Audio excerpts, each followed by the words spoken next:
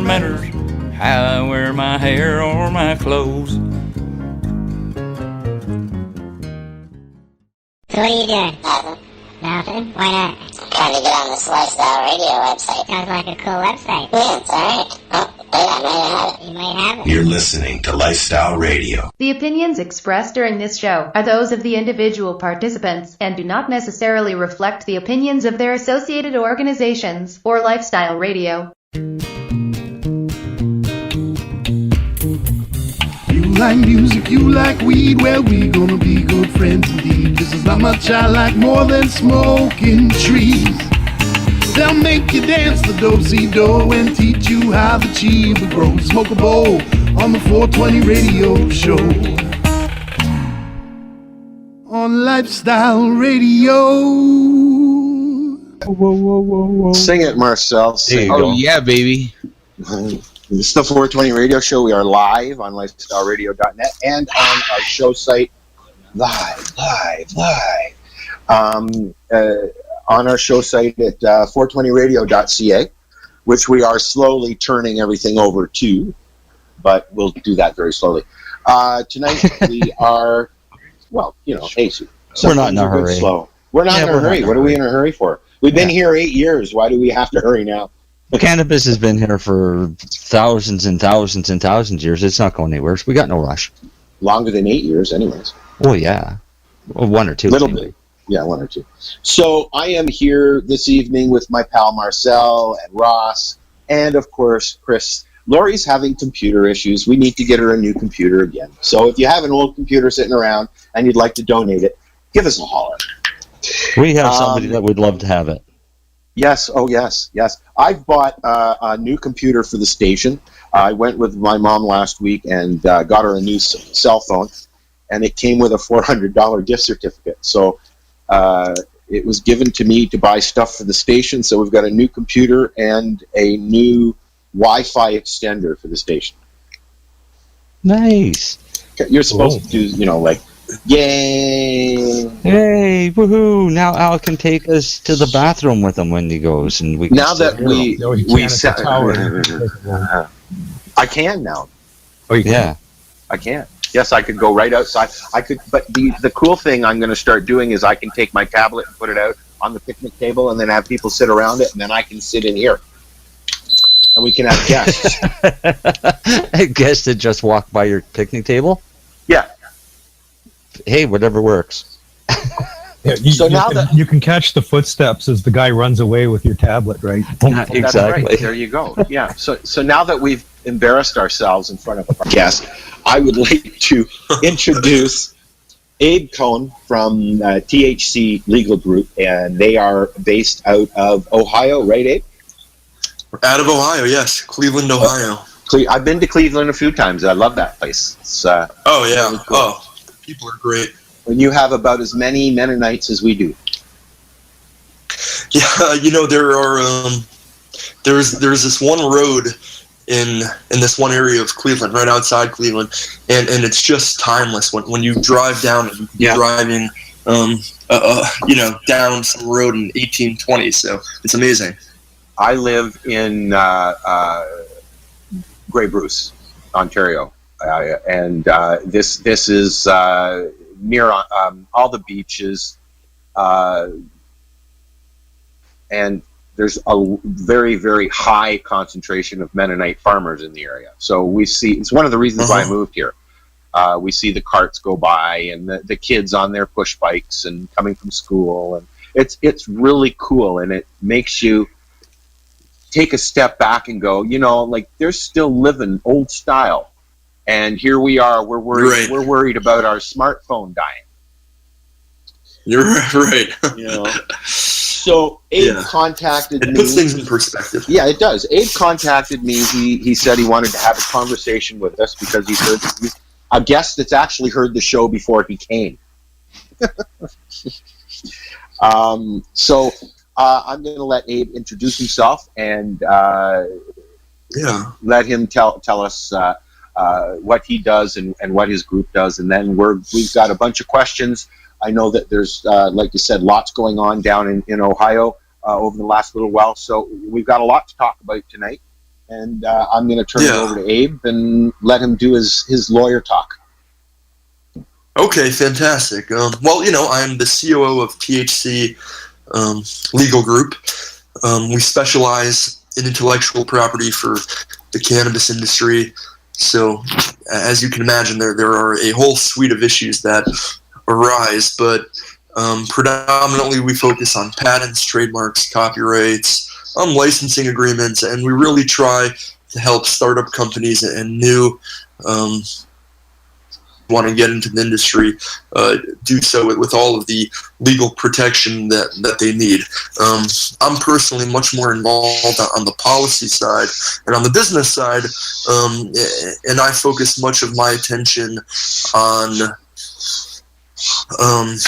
some of the libertarian issues that drive our cause, and policy issues, and how we should be thinking about legalization as state governments have to juggle what they can and cannot do with the federal constraints. Is everybody still here? So is that? Yeah. Cool. Sorry, I heard a gap. That's a good enough explanation for me. Okay, great. So, can I ask the first question? You may. Okay. I'm just looking at a headline on an article, and it says Ohio could become home to 300 medical marijuana dispensaries and 50 growers, industry veterans. Yeah. So that must have some meaning for you. I mean, this is going to be a boon for your business, is it not? It absolutely will. Well, as intellectual property attorneys, our law firm really can service clients all over the country. Intellectual property is fundamentally regulated on an international basis, but of course, and national, and not strictly governed state by state. But yeah, absolutely, a lot of our clients hopefully will be coming more locally from Ohio.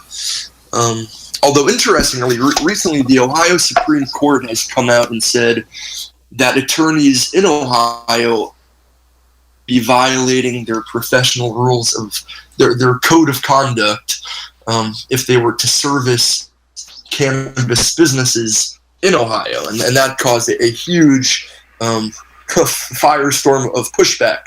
So that sounds like what they do here to our doctors in Canada. Yeah. Well, there's kind of this double talk. On the one hand, the state legislature says that we're going to legalize the industry, and then the Supreme Court of Ohio comes and says, well, yeah, the lawmakers may say you're allowed to do it, but if you do it, there will be repercussions. So it's kind of a battle of the two governing bodies. He said doo-doo. It's a big doo-doo. Yeah. I can't help it. It's challenging, yeah. That's a good way to put it, Chris. It's all doo-doo. Yeah, it's a weird thing. You tend to think of the government acting in a unified way, but there really is kind of this Game of Thrones style of power dynamics at play, and different bodies seem to feel differently. So it'll be interesting. It's turned into a bit of a basketball game, huh? Yeah, and unfortunately, but between the same team, Yeah. It's a game that's being driven by egos, and it's too bad, because there's a lot of good people that are following into that, and then we're losing. Oh, right. No, well, one of the issues, and I think we're going to really see this tension come to a breaking point, is that younger generations are increasingly making their way to the voting booths, and kind of their social norms that are more cannabis friendly don't align with old school judges and lawmakers who don't necessarily feel the same way. So that is, it's a point of contention, a generational one. And the articles, like, I scour the news every day, so the kinds of articles I've been seeing lately have been like parents are now smoking before their kids are, and grandparents are now experimenting, and they're asking their teenage grandkids to explain things to them and show them how to do things and stuff like that. So, I'm a victim of Toronto in the 60s, as I like to say, and so I grew up with that culture, the hippie culture, I guess you would say, and it's nice to see it going back there because it's actually very calming. You're right. There are so many different subgroups and different people reliving experiences that they wish they had younger, and younger people wanting to experience things that they feel like maybe they still shouldn't be allowed to have. And it's an interesting dynamic. Yeah. Abe, you're coming from basically a libertarian perspective. That's correct, right? Completely, yeah. Yeah. So are you supporting the libertarian candidate in the federal election? I know it's a little bit off topic.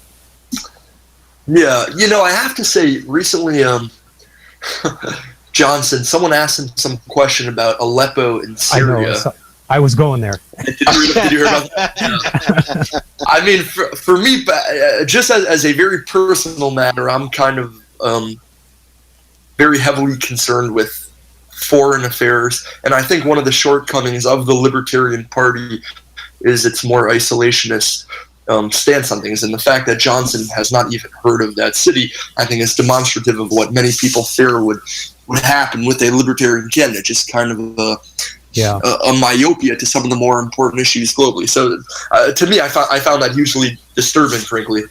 But in his defense, 90% of the rest of the world population have never heard of it either. Well, 90% are not running for president.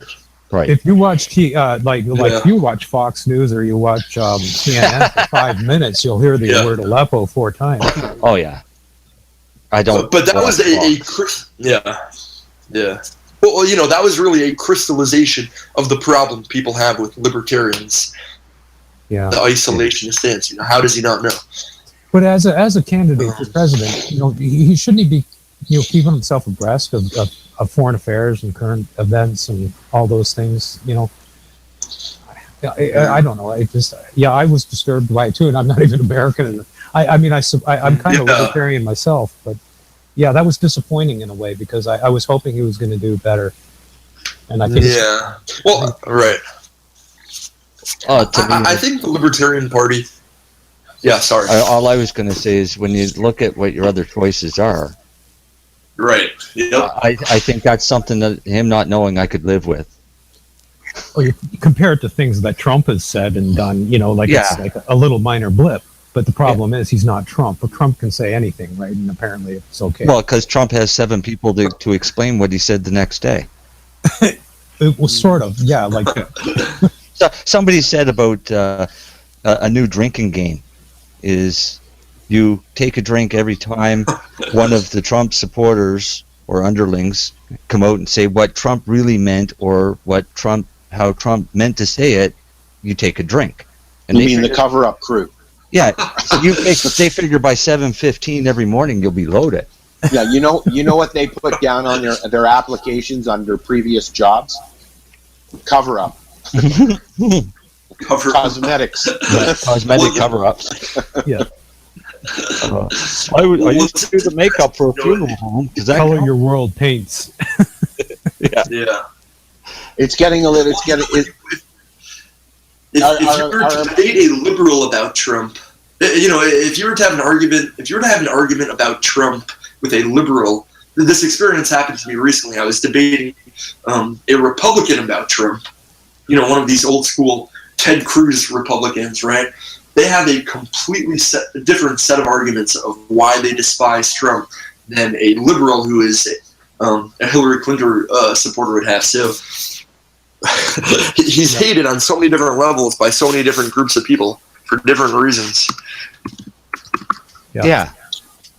I got another question for you too. So, how much do you know about this new medical program in Ohio? Are you on top of that? Do you know I know quite. I know quite a bit about it. One thing that I was just going to say, one thing that we collectively do not know about it is kind of the mechanics of the process for launching dispensaries and breweries because it just hasn't come out yet. But when you just look at the bill,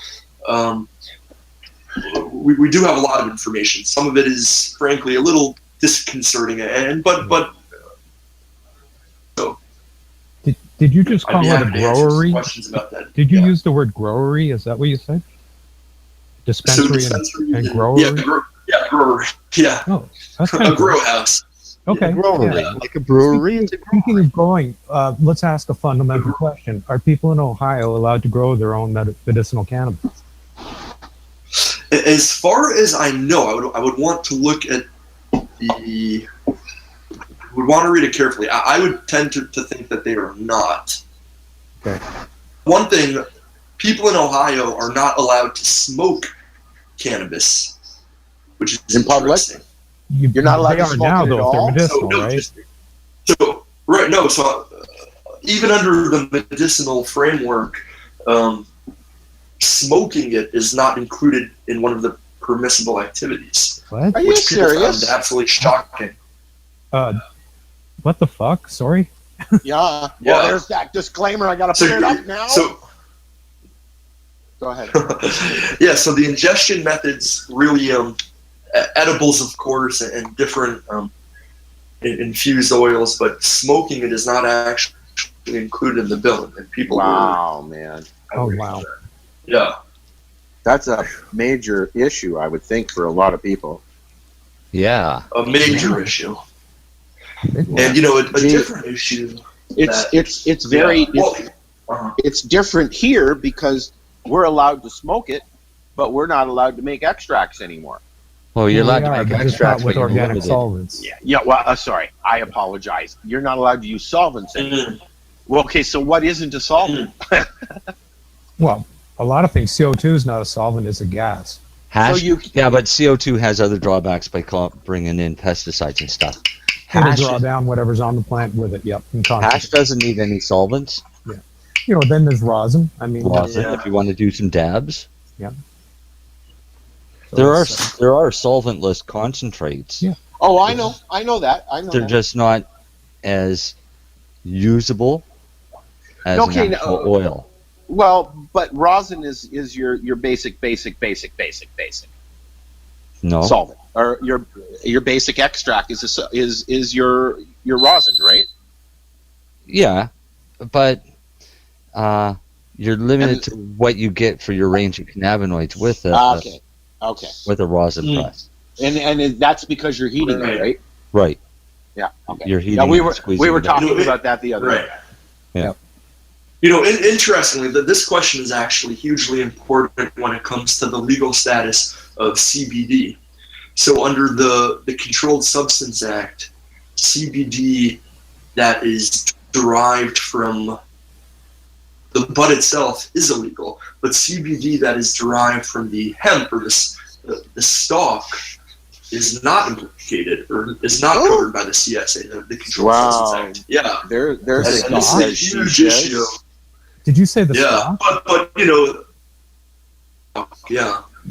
There's CBD in the stalk? So, supposedly. It's very small quantity. Right, exactly. That's exactly right. So the potency of the CBD that is derived from the stalk is much less and almost negligible, and that's one of the reasons why it's not immediately covered by the Controlled Substance Act. See, in Canada, we don't have that option because CBD is listed in our Controlled Drugs and Substance Act as a banned substance with THC, CBG, CBN, and a couple other ones, I think. So they So for us, yeah. So we don't have we won't get a CBD only legislation in Canada because to do that they would have to remove it from the CDSA. And if they're going to do that, they might as well remove cannabis as a whole from the CDSA. Well, they're going to do that soon. Yeah, right. Yeah. Well, it's interesting because even in the United States, even possession of CBD that is derived from hemp is not illegal. The cultivation, the production of it is illegal. Yeah. So in order for an American under federal law to consume CBD, it has to be imported from some country outside of the United States. Wow. Yeah, it is. That's a convoluted mess. Like I've never, It's very challenging. I just wrote in. Yeah, someone had requested. We just published an article kind of going through some of these issues because it's so challenging and people don't really understand it. Have you got a link for that? We can post it, maybe. Yeah, absolutely. Yeah, if you could just send me a link on Facebook, maybe, and then I can post it onto our page. Yeah, absolutely. One of the things that Americans need to be aware of, again, I'm honestly ignorant as to how the law works in Canada, but, in America, we're really being governed by two bodies of law, by state law and by federal law. So there's a two-part process of first asking what the federal rules are and then how your particular state fits into that federal framework of legality or illegality. Yeah.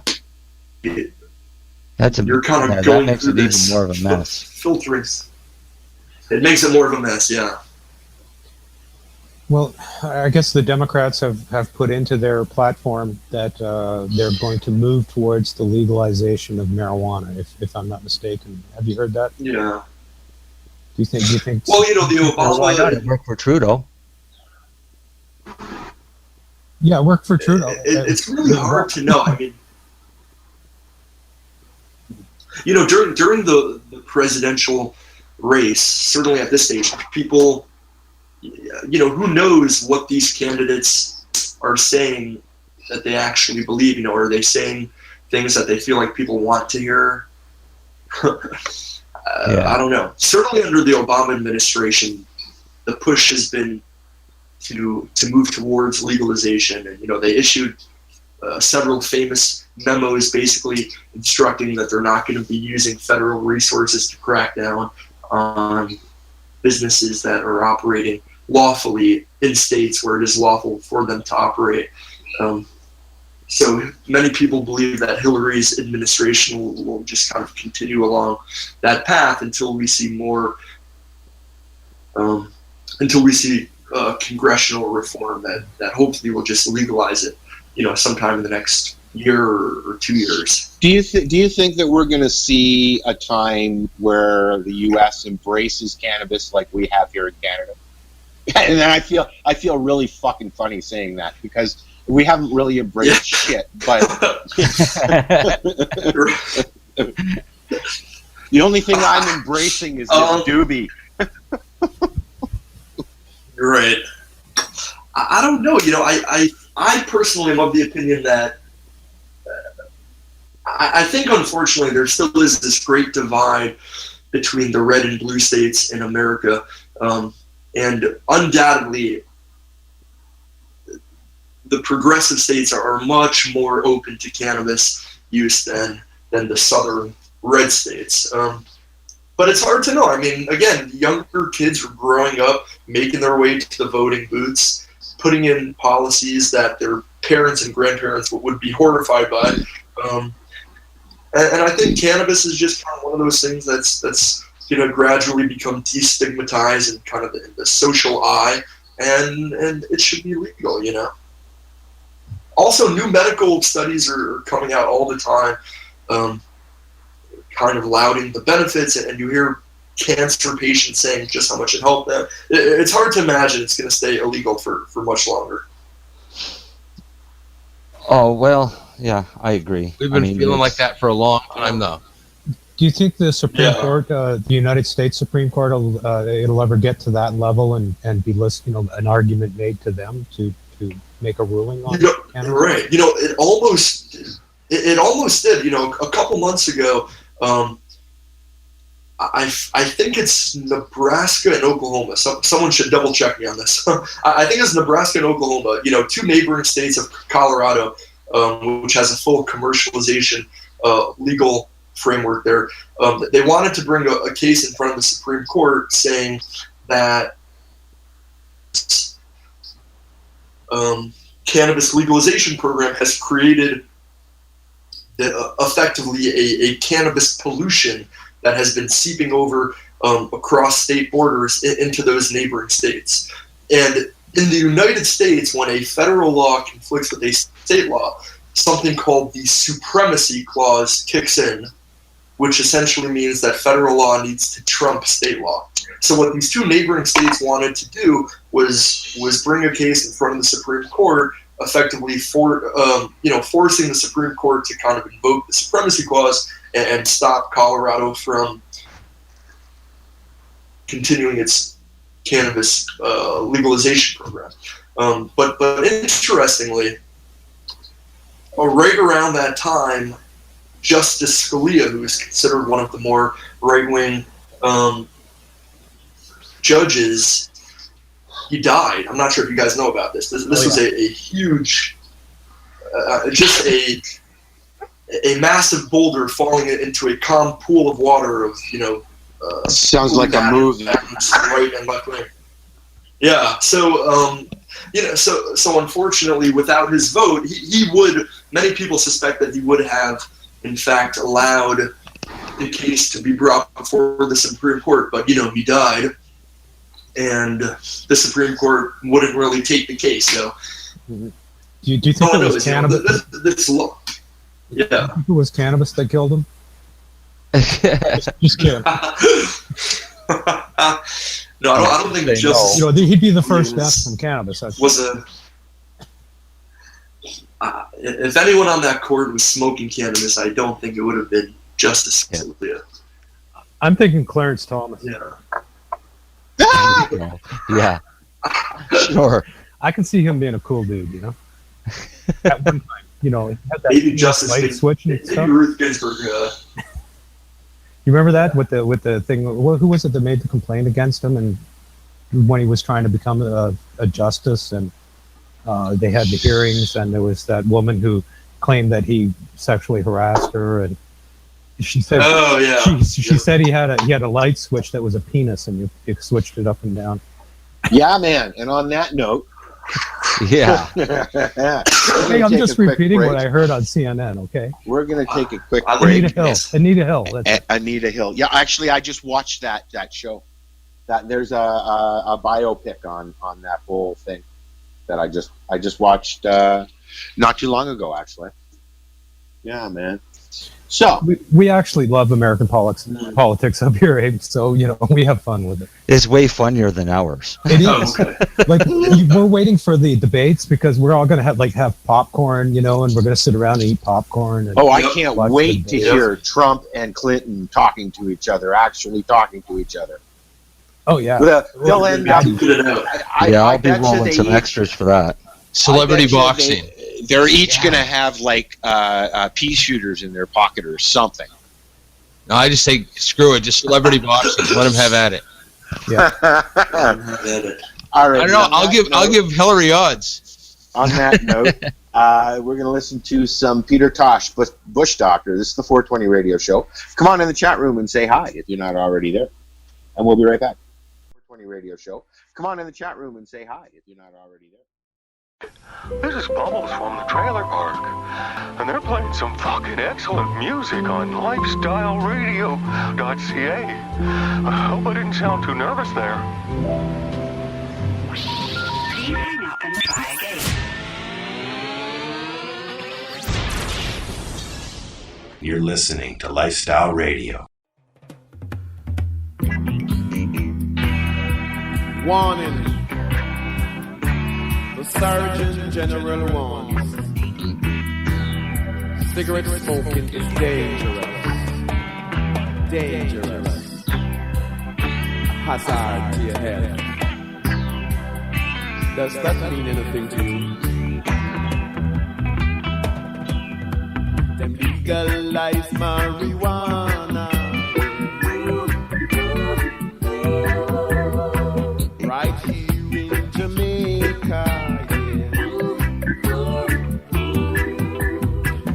Say it cure glaucoma, yeah. I'm another bush doctor, yeah. So there'll be no more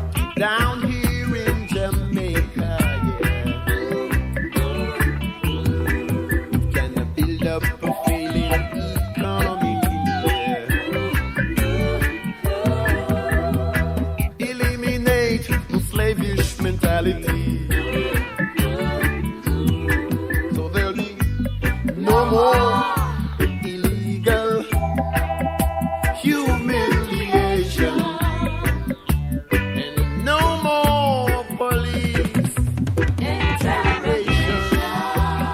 Legalize marijuana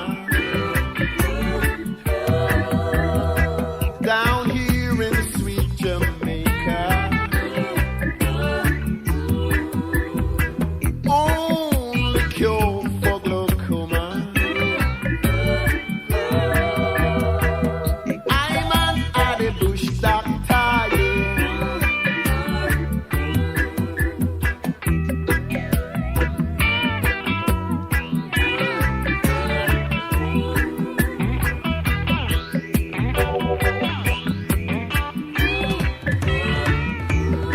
and there'll be no more need to smoke and hide when you know you're taking a legal ride. So legalize marijuana down here in Jamaica. It's the only cure for glaucoma.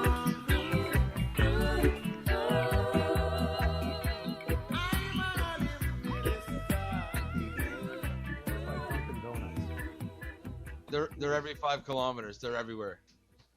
And we are back. Because I like to do things like that, as myself so helpfully posted out in the beginning of the show. Yes, we thank you for that warning that we didn't get again. Well, I didn't get a warning myself there, buddy. 1 minute we're talking about Tim Hortons. Us being Canadians, we were enlightening Abe Cohn from the THC Legal Group, our guest tonight, on the joys of Tim Hortons. Yes. Yes. I don't find Tim Hortons to be a joy. Oh, I love it. It's a joy if you like Russian roulette. Yeah, because you don't know what you're going to get for a coffee. You have no idea, man. It's like a box of pot of gold. You know, you'll hear the orange cream-filled one. Ah.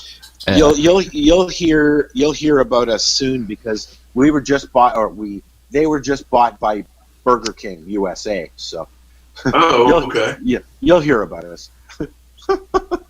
Yeah, who's your big coffee chain there? Dunkin's? Starbucks. Yes, but Starbucks is, you cannot go anywhere without seeing Starbucks.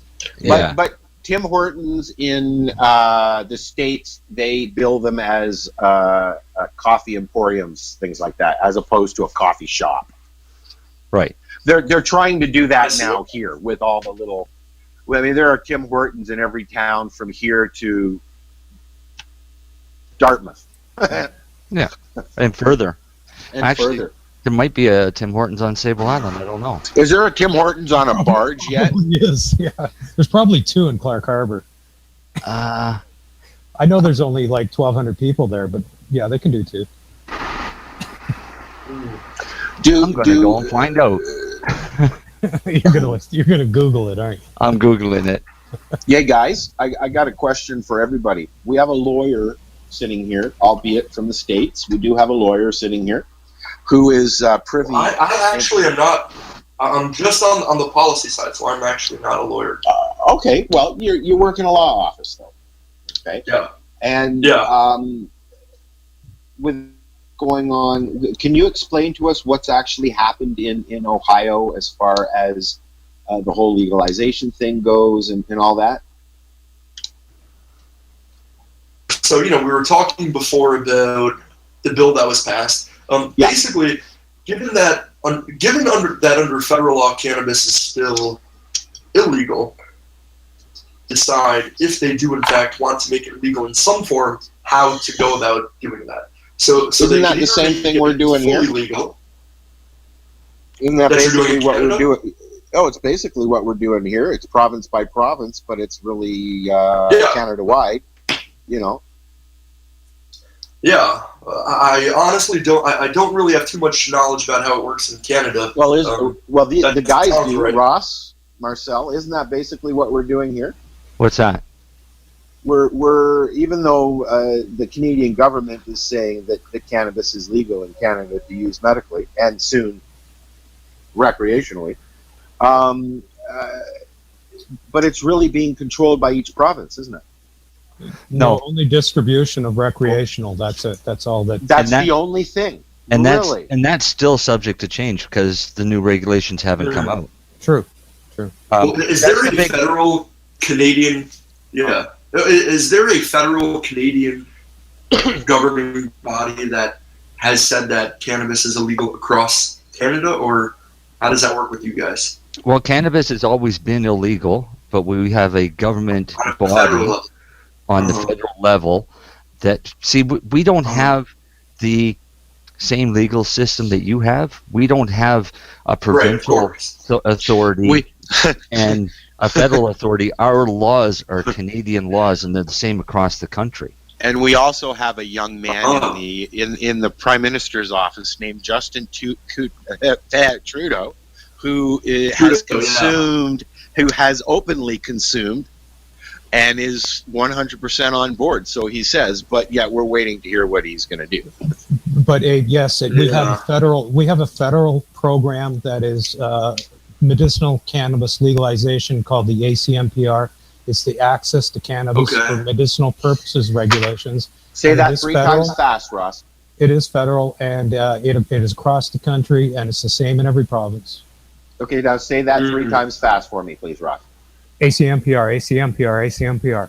But on the non-legal front, I wouldn't even say it's provincial. It's almost by the police department, or it's very regional. Depends on how everybody feels about it, how they do what they do to you.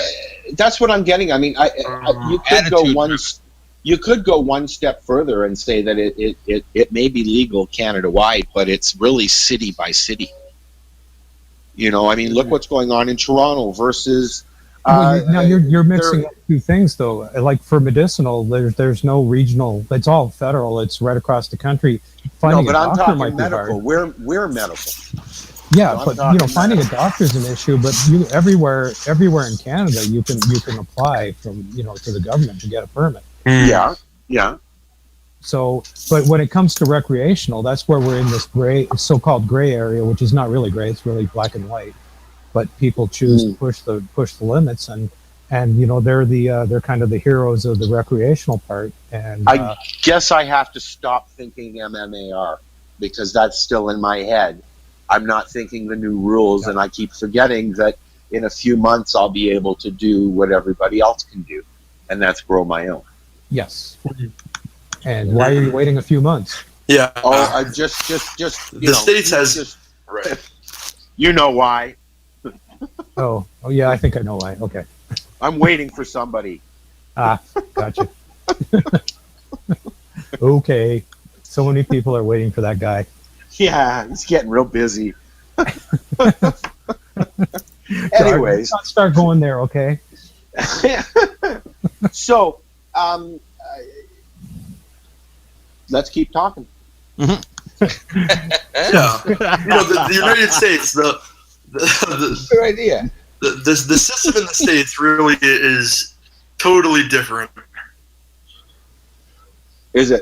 Well, it's because it's ridiculous that you guys can one system and then somebody else. I mean, one of the challenges people. Yeah, no, I mean, people are just people who are not as familiar with our legal system and how it works just find it completely astonishing that somebody could be doing something legal according to the government of the state that they live in, and yet on a federal level, what they're doing is 100% illegal. So it's a really challenging issue, and it's kind of counterintuitive on many levels as well. So it's a weird thing. Yeah. It's a very strange thing. It kind of brings back civil, memories of what it must have been like in the Civil War with strong questions of federalism and state rights versus federal law. So it's a bizarre thing. Yeah. Can I switch topics a little bit here? Do you mind? Definitely. You folks are concentrating on more businesses and stuff like that. as opposed to individuals, correct? Correct. Yeah. What type of businesses are you dealing with, and what kind of problems are they running into? Sure. So, as I said, principally we offer intellectual property services. So many of the businesses that we work with are in the beginning stages of their evolution. They need help figuring out which business legal entity to choose. They need to protect their brand name with trademarks. Yes. Many of them have proprietary technologies that they're developing, and we assist them in getting patents. And then, a whole suite of different kind of run-of-the-mill contractual issues that they would have as they're setting up partnership agreements and other sort of documents that they need to make sure that they're in compliance with different things. So, we've worked with a lot of small businesses and interesting startups who are providing really interesting solutions for problems that you wouldn't even know a cannabis consumer would have. So, just a lot of different companies. Very cool. What? Somebody was going to say something, I think. No, I just said very cool. That's it. Yeah. What kind of things are people running into problems with? For instance, I've got a brand I want to start that's it involves strains and balms and edibles and all kinds of stuff like that. What kind of issues are people facing that are starting those kinds of businesses? Yeah. Well, one interesting. I'm not going to reveal too much about any specific idea, but of course one interesting client we had came up. Yeah. So, just imagine instead of cannabis, regular tobacco. Just think of all the different tools that are out there. Yeah. Imagine someone who enjoys smoking a pipe with standard tobacco. Think of all of the accoutrement that guy would want to go buy in his local tobacco shop. He'd want to buy kind of a really beautiful pipe. He'd want to buy some sort of tool that helps pack the tobacco within the pipe. He wants to buy different cleaners to make sure that the tobacco doesn't get stuck. So cannabis is just one of these things that is kind of making its way into the consciousness of the everyday investor. So we're just seeing a lot of right. So we're just seeing a lot of interesting solutions that perhaps we would have seen a long time ago had cannabis always been legal. Okay. One challenge I will say, one legal challenge that cannabis companies face in the United States concerns trademarks. So, a trademark is a source identifier, right? So a trademark, so think of the Nike swoosh. You see that Nike swoosh on a shoe, and you know that shoe came from the Nike company, right? And that's really what that swoosh is meant to do. It's meant to kind of instill... It's just like the yellow, the golden arch. Or the Tim Horton logo. You pick up a styrofoam cup of coffee. Yeah. On there, and you say to yourself, whatever mental associations you have with Tim Horton coffee, suddenly that logo triggers that association, right? So, and that's what a trademark is. It is a tool to couple a good with a brand. But in the United States, under trademark law, goods have to be able to be sold legally. And of course, cannabis is still federally illegal. So as you can imagine, that would present a whole variety of legal issues and barriers to getting a trademark. So what we help companies do is circumvent those issues and find a solution that satisfies the trademark laws. Sounds good to me. That's one of the things that really makes a cannabis intellectual. Yeah, I mean that's one of the things that really makes a cannabis intellectual property attorney different from just a regular attorney. There's kind of a specific body of laws familiar with. So it's Marcel would be very familiar with it on the Canadian side right at the moment. And it's working on the U.S. side because that's where our patent is. Oh, really? You're working on the U.S. side too? Uh-huh. Well, we did our initial patent application as a U.S. patent because they've got the strictest criteria on patenting. Oh, okay. So once it passes that, then we Yeah. can turn around and patent to any other country. Ah. Man, Yeah. Marcel, I wish you would have contacted us first. Well, we still may have to because you and I are going to have a chat, let's just say, Abe, because there's a few other developments that we have to work on. And I like your idea of Sure, yeah, absolutely. partnership agreements type thing. Yeah.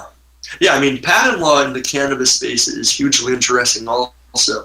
You know, even though patents are also governed federally, they're not necessarily restricted in the same explicit way as trademarks are for cannabis when dealing with federally illegal substances. So we've done some really interesting patents for auxiliary cannabis companies that have, you know, developed proprietary lighting solutions to help cultivate the bud in kind of a very precise, heavily calibrated way. Soils that help grow the bud. And there's a lot of interesting law surrounding it. Cool. Yeah, we'll have lots to chat about. Oh, God, that'll be a long conversation. Yeah. Well, it's Yeah. it's exciting things that you can do with this plant, you know. Well, you know, and that's a good way to bring up the fact that, like, this has gone from just say no to the biggest topic in the world. Yeah, it's gone from just say no to why would you say no? Yeah. Really? Yeah, exactly. Why would? Well, you know, under the CSA, I don't know what I'm not sure how this works in Canada, but for something to be a Schedule I drug under the Controlled Substance Act, what that means is that it is dangerous with a substantial likelihood for addiction without any medicinal benefits. I mean, that is. Well, I'm sorry. That's being okay with not feeling any fucking pain, not being grumpy, and not wanting to kill somebody, I'm sorry, but I'm addicted. Yeah. Please give me more. I'm an addict. Give me more, please. I am a cannabis addict. Puff, puff, fucking.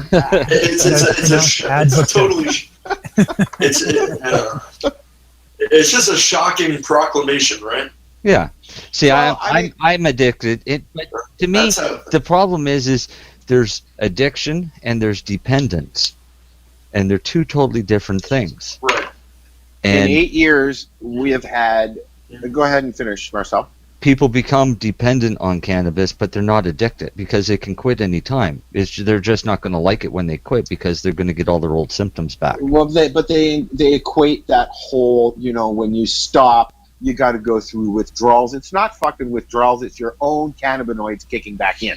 Yeah, your lack of cannabinoids. Yeah, so that, you get back that, your lack pain, of. you get back your tremors, you get back your mood swings. Yeah, and that's everything right. else. Because, your body, when you're introducing massive amounts of cannabinoids into your body, and then you just stop, which is why a lot of these young cannabis kids actually don't make it because they get pulled off of it.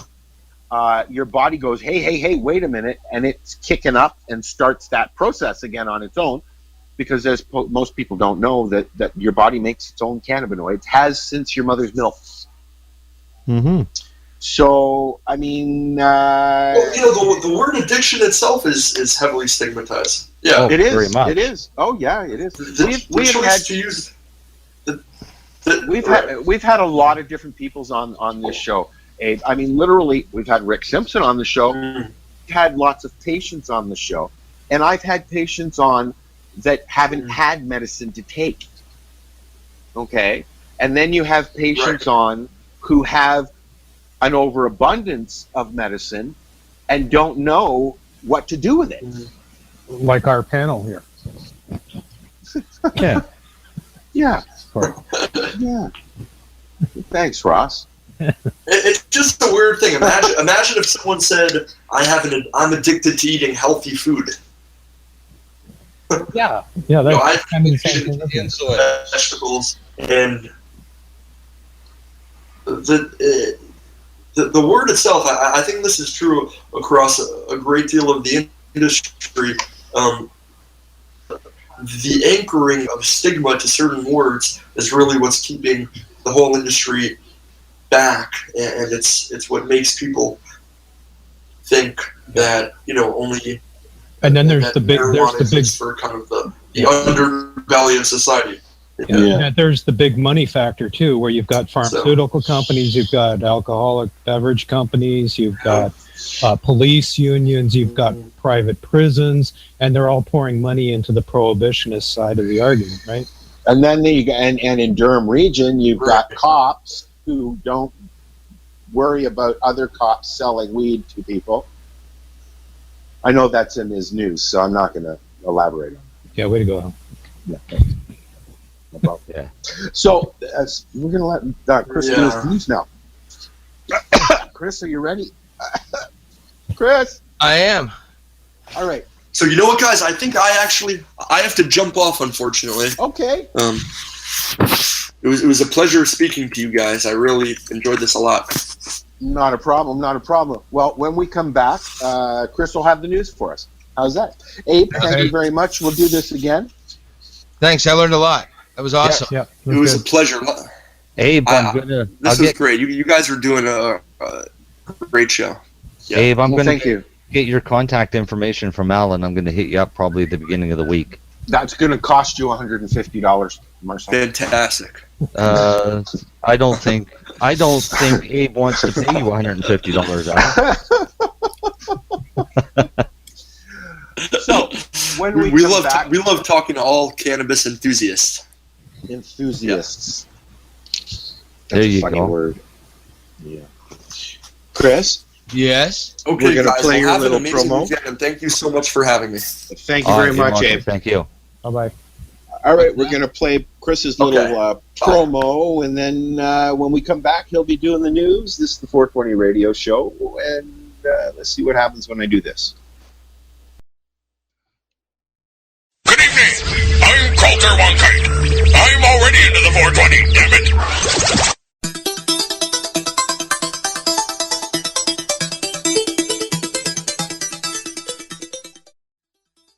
Welcome to the 420 radio show. This is your 420 seconds of news with Chris Backer. An embattled pharmaceutical company that sells the powerful painkiller fentanyl has donated $500,000 towards defeating a ballot initiative that would make recreational use of cannabis legal under Arizona law.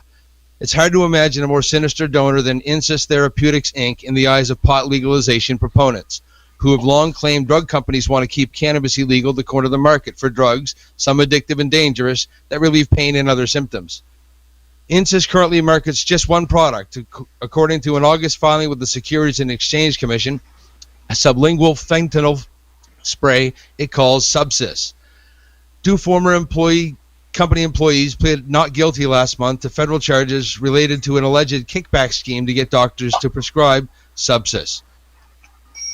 Illinois Attorney General Lisa Madigan filed suit last month against the company, alleging Insys hawked the drug to doctors for off-label prescribing, saying the company's desire for increased profits led it to disregard patients' health and push addictive opioids for non-FDA approved purposes. Advocates for the Cannabis Legalization Initiative Proposition 205, which is up 10 percentage points in a poll released Wednesday by the Arizona Republic, condemned the donation. J.P. Holyak, chairman of the initiative backing campaign to regulate marijuana like alcohol, said in a statement that we are truly shocked by our opponent's decision to keep a donation from what appears to be one of the more unscrupulous members of Big Pharma.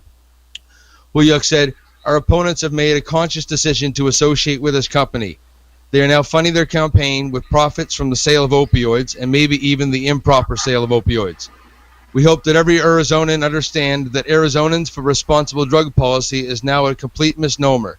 Their entire campaign is tainted by this money, and any time ads air against Proposition 205, the voters should know that it was paid for by the highly suspect Big Pharma.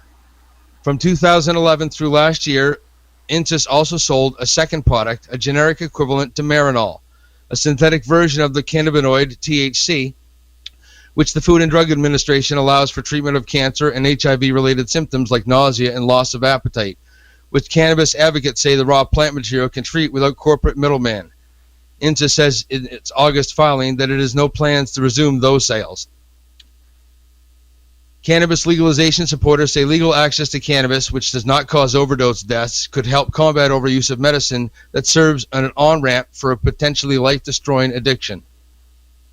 Johns Hopkins University research concluded in 2014, after studying the effects of state medical cannabis laws through 2010, that medical cannabis laws are associated with significantly lower state-level opioid overdose mortality rates. Whew. Currently, 25 states have had laws allowing residents to use cannabis as medicine. Though the plant remains a federally illegal Schedule I substance, which is defined as having no accepted medical value. The Obama administration has allowed states broad leeway to regulate sales of cannabis for recreational medical use, despite federal prohibition, and major party presidential candidates Hillary Clinton and Donald Trump have indicated they would pursue a similar approach. Arizona voters legalized medical cannabis in an initiative that narrowly prevailed by about 4,000 votes margin in 2010. And supporters of this year's legalization initiative expect the ultimate vote to be close again, perhaps the closest of the 5 states, including Maine, Massachusetts, Nevada, and California, that will also consider joining the 4 pioneering cannabis legalization states and the nation's capital in November. Pro-legalization campaign spokesman Barrett Marson says if the other side has any shame, they will return INSIS's donation, which is far and away the largest received by opponents to date. And the future of men's high-tech toilet accessories has never looked so bright. There's now a cutting-edge urinal that's bound to turn your bathroom into your new favorite place and pissing your new favorite activity. The Urinary 2.0 is a smart dick bidet that aims to take the hassle out of taking a leak by automating the cleaning process and making it entirely hands-free. This not only means you won't have to get your hands dirty, but you'll be also cut the chances of dropping your phone in the toilet by being able to use both hands. That's right. Once you've emptied your tank, the high-tech urinal will proceed to spray soapy water on your tallywhacker for 3 seconds and dry it immediately afterwards. To make your pissing experience even comfier, the urinary packs numerous sensors that not only monitor your stream and activate cleaning mechanism as soon as you're done, but also adjust the warmth of the water based on the temperature in your bathroom. If this wasn't enough, the smart urinal will also take into account your height and the size of your bishop and adjust accordingly so it doesn't accidentally spit on your pants. Don't be jealous, ladies. The team behind this marvelous toilet accessory is currently working on another version for the urinary, specifically tailored to suit women. At present, the invention is still in its prototype stage, but the urinary's Edward Gervoken says the company is currently negotiating selling the patent to manufacturers. So hopefully we'll soon see the smart urinal and toilets everywhere. On August 11th, the DEA. Wait, they're going to be charging people money to use these urinals. You know that. I don't know. I was wondering if when I read the headline, I was wondering if there was a little towel and they're going to dry it off for you. I'm figuring it's going to be a blast of air. Yeah, but it says it does a few. There's little owls in the bowl. Like $20 for 15 minutes or something. They come out with a buffer blower to dry it off. Is that what you're saying? Yeah. Oh my! The happy ending urinal. Yeah. On August 11th, the DEA turned down 2 petitions. One was from the governors of Rhode Island and Washington, and the other was from the resident of New Mexico, requesting that cannabis be removed from the Schedule I of the CSA. The removal of the Schedule I would have ensured that official scientific research is carried out on the plant across the United States. But the DEA still held that cannabis has high abuse potential, no medical use, severe safety concerns, and there's no available scientific research to prove otherwise. This arrogant DEA response has angered Washington state officials, who are now saying that the state will defy the federal ban to issue licenses to laboratories in the state to grow cannabis for scientific study. Also, a study conducted recently by 2 researchers from the University of Georgia shed more light on the medicinal and economic benefits of cannabis. The study, published in the journal Health Affairs, revealed that legalizing cannabis for medical purposes has helped the United States save $165.2 million in medical care costs in 2013 alone. To add to the growing body of evidence of medical prowess of cannabis, a medical charity in Illinois, the American Epilepsy Society, AES, has now announced that a study it supervised has proven that cannabis is an effective cure for seizures, especially in children. The AES has accepted the study in its online journal. The heartwarming announcement was made at the annual meeting of the AES, and this study was the largest ever showing that cannabis is capable of curing seizures. According to statistics, epilepsy affects 1 in 26 Americans during their lifetime. 1/3 is said to have come in the form of a condition that resists treatment or effective management. However, children and young adults are the most vulnerable to this devastating condition. According to the study, cannabidiol, CBD, a non-psychoactive extract of cannabis, can provide the best option for the treatment of epilepsy, especially in children. During the study, 261 patients were given CBD treatment. The results show that 45% experienced a significant reduction in seizure frequency, with 9% seizure-free in just 3 months of being CBD administered. The researcher said, even after the study, some children continue to find benefit from the plant. Lead author of the study, Dr. Oren Davinsky, said that in the subsequent periods, which are very encouraging, 9% of all patients and 13% of those with Dravet syndrome epilepsy were seizure-free. Many have never been seizure-free before. In the past, the Free Thought Project has covered many stories of CBD providing miraculous benefits to children suffering from treatment-resistant epileptic seizures. With scientific evidence building up, there is no longer deniable that cannabis provides a host of medical treatments, including treating seizures. Many commentators in the United States now believe the DEA and the federal government should lift the ban on cannabis in order to allow more scientific research to be conducted on the plant. As a practitioner, I've had families move to Colorado, and many tried multiple different products. As a doctor, I often don't feel like I know which of the many factors is contributing to the patient doing better or worse. We absolutely need rigorous scientific data on this, Dr. Davinsky said. A U.S. lawyer specializing in computer hacking cases has spoken out against the upcoming trial of a 29-year-old Derek Lawstutter, an anonymous linked hacktivist who helped expose the rape of an underage girl in Steubenville, Ohio in 2013. Lawstutter, who recently pled not guilty to 4 hacking charges under the notorious Computer Fraud and Abuse Act, the CFAA, allegedly hacked into a fan website of the local football team that was storing email, chats, and photos relating to the incident. The case in question revolved around sexual acts performed on an unconsenting 16-year-old by multiple members of the Steubenville High School football team. In early 2013, 2 suspects were convicted. One was sentenced to 1 year in jail. The other received a 2-year term. Both have since been released.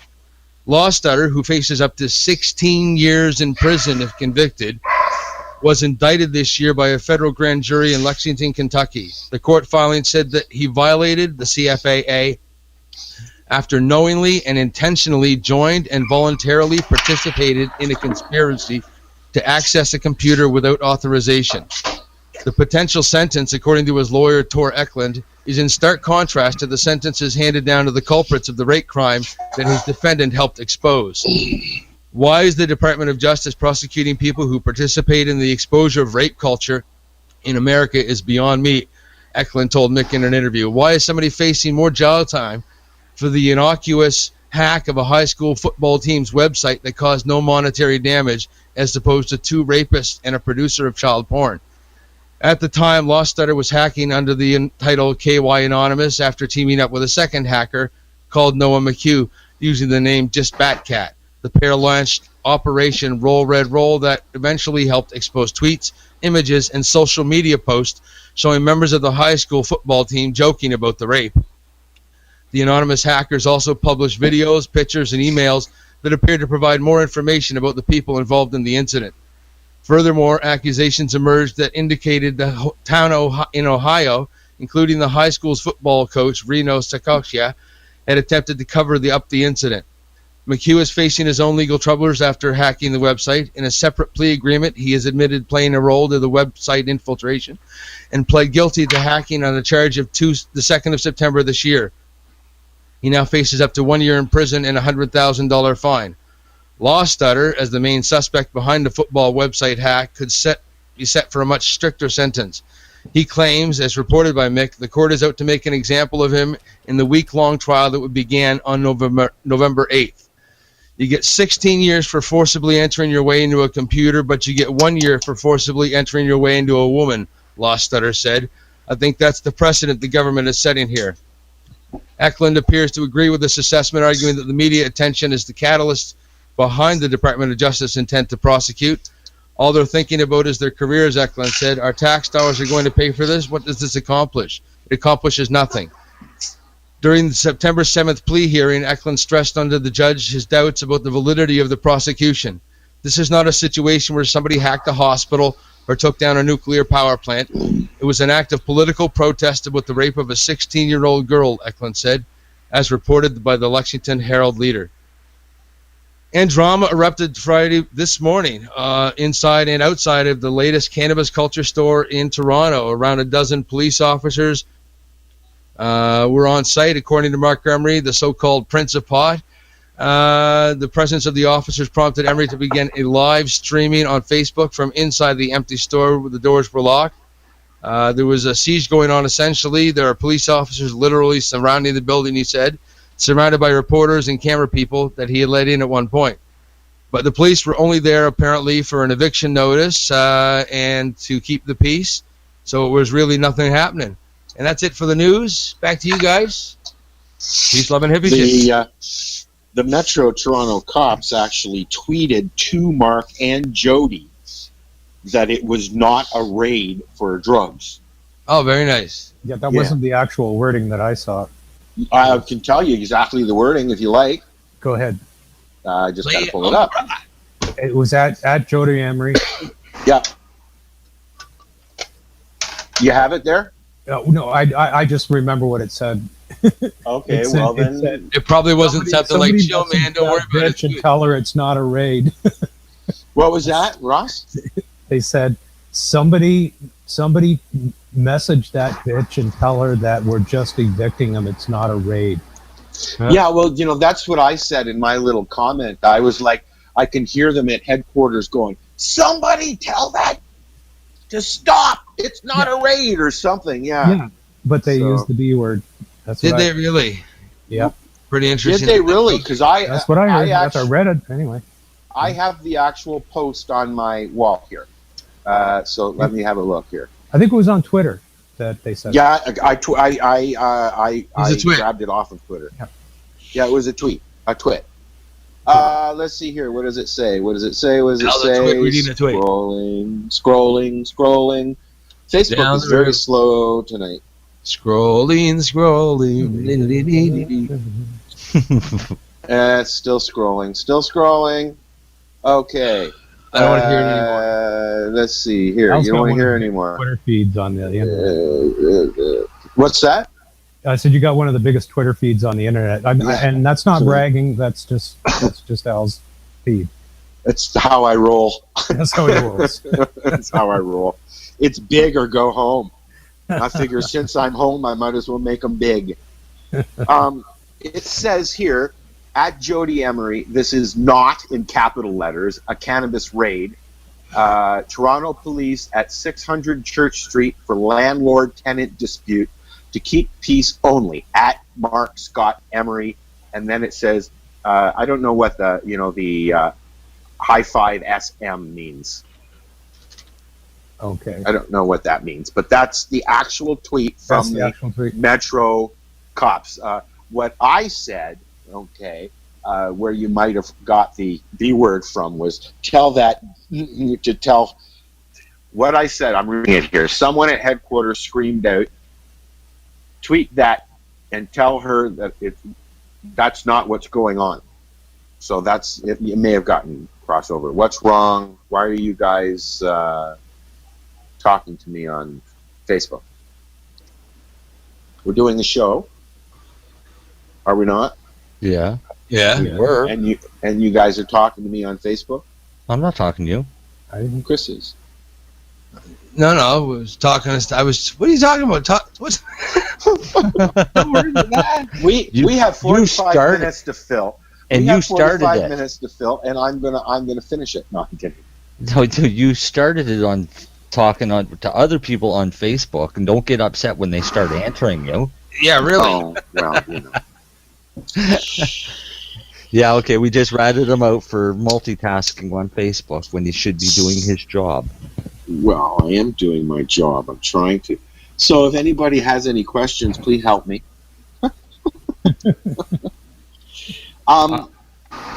I have questions. Did you apply to the ACMPR yet? I went to my doctor the other day, and she's on holidays, so I was asked to come back next week. Ah, that would do it. Yeah. But they know why. So, and they know you want to grow your own. Yeah, and we have had.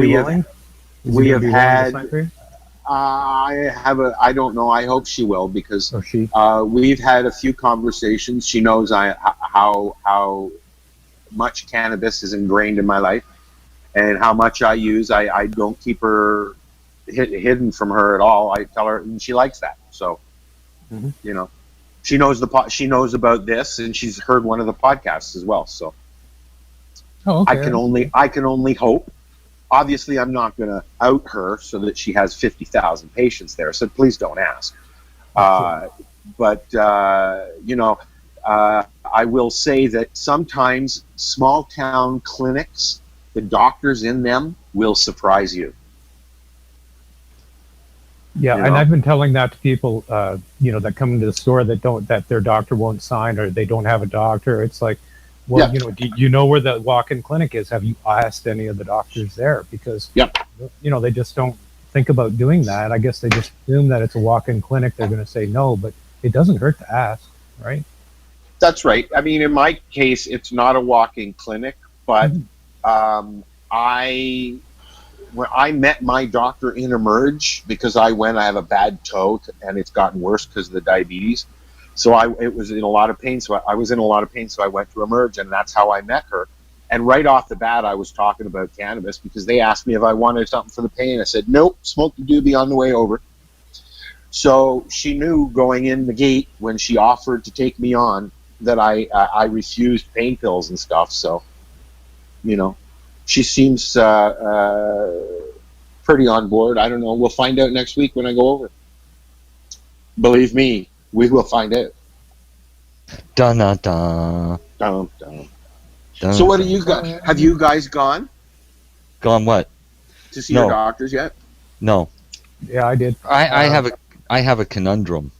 A conundrum. Oh. I have a conundrum because I need to move my garden, which means I need to go to the ACMPR, but logistically, it makes more sense to stay under the MMAR injunction for what I'm doing.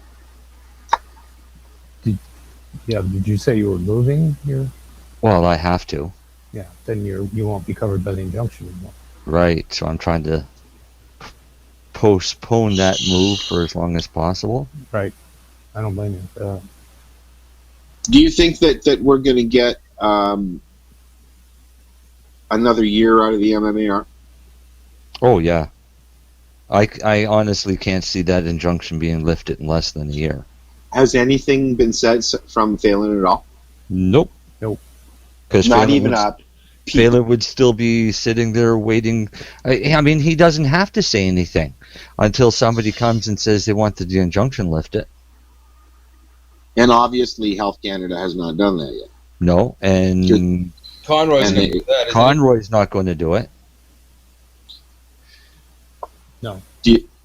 No. So No. it's kind of just sit and wait. Right now, we have the best of both worlds. We have a new program that people can opt into, or we still have protection under the old program, which in a lot of cases could actually be better than the new program. But for folks like myself who were not able to grow and now want to, you kind of have no choice but to go into the ACMPR, right? Yeah, if you're new, you'll have no choice. If you're new, or if you have to change, or anything like that. And they're taking these applications as new applications now, right?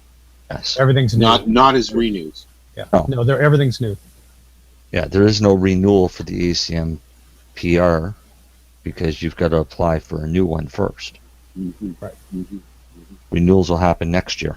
Here's something interesting that came up today. Deb had a guy come in who was covered by the injunction, under the MMAR injunction, and he wanted to take on someone and be their designated grower under the ACMPR. So the question arose, if I'm covered by the MMAR injunction as a designated grower already, she's saying already with 3 licenses, can I take on one under the ACMPR, thereby having 4 licenses in one location?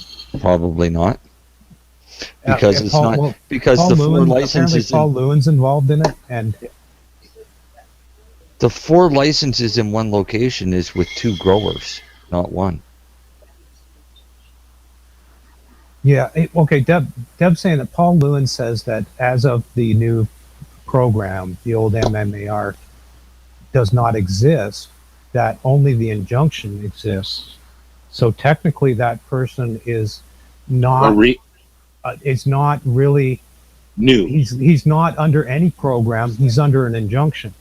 So therefore he can apply as an individual to be a designated grower for another person. It sounds like a kind of a legal mumbo jumbo. Yeah, and it's a kind of complicated question. And when it was put to me, I said, geez, I don't know, like call Health Canada. But apparently they did, and they were very vague about it and didn't really give them an answer. So I think Paul Lewin's advising them to just go ahead and put in the paperwork to be a designated grower and see what happens. And everybody here that's here every week, including Lori, who's not here right now, you're getting hounded with questions like constantly, aren't you guys? Daily. All the time, yeah, every day. And what are people asking you? And the reason I'm asking you is because I'm trying to put as much information on mygrow.ca that I can, so that there's a one-stop shopping. Like there's a lot of rumors, there's this and that, and when I've got to decide, but I ask Marcel and Ross and Chris and Lori the questions that folks are asking them. You know what the number one question we get? Where do I find a doctor? Where do I find a doctor? Yeah. Yep. That's is number one. Number 2, why does the medical form say sample? And then I tell them, I took the word sample off, don't worry about it. Well, see, what I do is when they ask me for the forms, I send the one that doesn't have sample. So that's not an issue. Right. It's okay if it has the word sample on it anyway. Yeah, but the doctors don't like it because it says sample. They think it's not a real form. They think it's just a sample. Okay, now that's what I've been getting from comments from doctors, like through people, that doctors are saying, "Oh, that's not the real form. That's just a sample." Well, why don't they put up a real fucking form? They've got the forms for the people who want to grow or have a DG. They should have an actual authorized form for doctors. It is. It's just that they put the word sample on it. Well, they should fucking knock it off. Well, I did. I knocked it off for them, and now you don't even need I've shared it all over Facebook, so anybody can get a copy of it. You really just need a prescription, right? You just need that info. It doesn't even have to be in a form. You know what else I did when I got rid of the word sample? Page 2 disappeared. Yeah. Okay, so now it's one page, and it isn't a sample, and it's still interactive. You can fill it out online, or you can just fill it out by hand and send it in. I've already sent mine in without the word sample on it and without page 2. So, I'm going to be the guinea pig. And then you get all the ones that won't sign them both, right? They'll only sign the one. Say that again? There's the ones that won't sign 2 forms, one for an LP and one to Health Canada, right? Yeah. Well, there were some other changes I made too, because I think the original form has something about number of weeks or months or days and no more than a year. I just put down blank months. No more than a year, right? So I'm kind of just making it simpler for the doctors, so it's not so complicated where they have to choose 5 weeks for your grow license, so you can come back every 5 weeks and get a new one. Oh, fuck that can you shit. imagine? Can you imagine? Well, that was there. That was an option on the form. Well, right? You know what? I was hearing today that the price to get a doctor to sign now is going up. Oh, I heard $600 today, and I heard $1,200 the other day. That's nothing. I've heard up to $5,000. Well, so we're right back at what happened with Dr. Cameraman's. Everybody's jumping on the fucking It's bandwagon. worse. It's worse. Yeah. It's way worse. Yeah, but there are places that only charge $250. Right, Yeah, but but those are also what you places that aren't allowing people to grow their own. That they're submitting. Some of them are. Yeah, but a lot of them are submitting their forms directly to the licensed producers that they work with. Is there a list of clinics that are not allowing grows? Yeah. How about this? Is there a list of clinics that are allowing grows? Not yet. Is there? It's a pretty lonely Can I list. say the one that I'm talking about, or no? Is that a problem? Yeah, I wouldn't say it. Okay. Honestly, I wouldn't only say it. because if we start naming names, Okay, cool. they could shut down pretty quick. Well, no, this is a company that's opening up all over the place. They're everywhere. But anyway, it's no big deal. But they're signing for everybody for $250, and they're fine with people growing, and they'll sign both forms. And But they only have to sign I know what one. you mean. I know who you mean too. Okay, so They there's a They couple don't pay out us. there you just gotta- They don't pay us those advertising dollars. So No, Yeah. but they're out there. You just got to ask around, right? yeah, there's still some clinics, or at least the one clinic. I heard of another clinic that'll also sign for your grow rights. But they're far and few between. The clinics with the most, let's just say, exposure are the ones that seem to be refusing to sign for home growing. I still say if you ask your doctor to sign the second one that goes to Health Canada, and There's no place for him to sign it. There's no place on that form that goes to health on that second set of forms. All there is just that prescription. If the doctor signs you a prescription, keeps a copy, gives you the original, then you have something to send to Health Canada. Right. Okay. So the thing is, the ones that won't do that, okay. Right. I take the form and fax it to a licensed producer. Right. Okay. But that's not what you want. You want it to go to both. No, you want the form in your hand so you can go to Health Canada. It's your decision. That decision belongs to the patient. I'm hearing a lot of doctors are refusing to give the original to the patient. But only in your hand, so you can send it to Health Canada anyway, right? Right. Yeah. Okay. So all I'm saying is, tell him that you want to register with Health Canada anyway. Okay. Just that make him feel better. But register as what? Because the only registration that you have, the only registration you have as a patient with Health Canada would be for your license to grow or your license to possess because you have a designated grower. If you're purchasing through a licensed producer, the onus is on the licensed producer to register you with Health Canada, which they do. I know. And you're not registered as an individual, you're registered as a patient, right? Right. But what I'm proposing is if you get him to do it based on the fact that registering with Health Canada in your mind, okay, protects you, because if your neighbor smells cannabis for some reason, you know that the cops have to call Health Canada before they raid anybody, and if you happen to be registered, then you can stop them from even coming to your door possibly. So you're still saying you want your original form from the doctor so you can apply to grow for yourself, because that's what would happen. But you don't have to say to grow for yourself part. He doesn't have to know. Then if the doctor has such a brain, or any half of a brain that knows the regulations, knows that you're full of shit and you're just trying to scam them. Or he's trying to scam you by keeping the form and not giving it to you. That's what I'm saying. Well, that's the bigger scam, because those are the ones that are working with those licensed producers. Right. And it's not in their best interest to let you grow your own. Well, no, not if it could affect their bottom line for their stockholders. Of course it's not. So that to me seems like a class action suit waiting to happen. But is it? Because civil rights complaint? The other Al brought this up in the chat room. The other Al. That's Al Graham. But no, he signs it as the other Al. I know it's our little game. Right.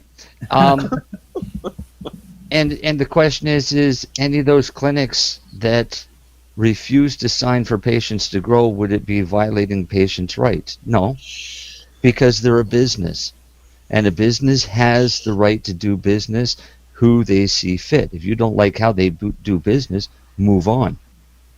Go to a different You know one. what, Marcel? I think that could be argued by a good civil litigation lawyer. Oh, very, very likely. On a class action basis to say argument that would be more denying valid. them that decision is a violation of the spirit of the ACMPR, which says you get a medical form, and then how you access the program is up to you. Okay, so in law, how it works, it's called hypothetical probabilities. All right, so I'm going to throw in a hypothetical probability. I own a painting company. I don't paint ceilings. You come to me and you want me to paint your house, and I say, I'll paint everything but the ceilings. Am I violating your rights? Or No, but when you deny somebody access to a medicine but based on a profit motive, that is violating your rights. it's violating the rights if every doctor in Canada said no. But as long as there's, because we had it happen in the court case here with an individual that couldn't get a signature and felt that it should still be warranted. But all of the witness on the stand had signatures from other doctors. And the question was, well, did you try any of those doctors? Oh, yeah, right. Right? So that's not really a violation of rights. It's that doctor's choice or that business choice to conduct business as they see fit. Trust me, it'll be a hell of a good argument in court. It'd be a fun one to watch. It would be a fun one to watch. I'd like to be in the gallery there watching that one for sure. Oh, me too, for sure. But it won't be an easy battle, especially if those clinics band up and get some half decent lawyers to back what they're saying. It's their prerogative to conduct their business. Yeah, but still, man. I mean, come on. When you start a business and you're all about the patient, then all of a sudden you're all about the patient, but the patient can't grow as they need. I'm sorry, that's not okay with me. Well, no, it shouldn't be okay with anybody because those doctors are totally ignoring just the benefits alone. They're in it for the money. For the therapeutic growing aspects. Yeah. Well, they're definitely not doing it to help their patients. Oh, hell no. No, that's never about helping patients if they're refusing to let them grow their own. It's about helping their bottom line. Now, I mean, we keep talking about doctors charging this, doctors charging this. You know, there are a lot of doctors out there in Canada, in North America, around the world that will help you. But, you know, you have to find them. You can't just say, I need a doctor and expect a doctor that's actually a doctor taking care of your patients to come along. Because that's not what you're going to get. You'll get a doctor, right? But you'll get a doctor over Skype, or there'll be. I don't know. I don't. When I go to see my doctor about getting my prescription for medical cannabis, I'm going to be open and upfront. There's not going to be any games, and there shouldn't be on either side, right? No, there shouldn't be any games. You shouldn't feel like you have to lie to your doctor to get. A lot of people go in rehearsed, though. Oh, you have to though because of the doctors. You shouldn't have to. You shouldn't. Don't forget it. The first year a doctor goes to medical school, he doesn't learn any medicine. No. He learns that patients lie and they'll do anything to get drugs. Yes. All right, and that's what they're taught. So as soon as a new patient goes into any doctor's office, the first thing that comes into his mind is, what kind of drugs does he want? Yes. Right? So, yes. Especially when somebody comes in going, hurting.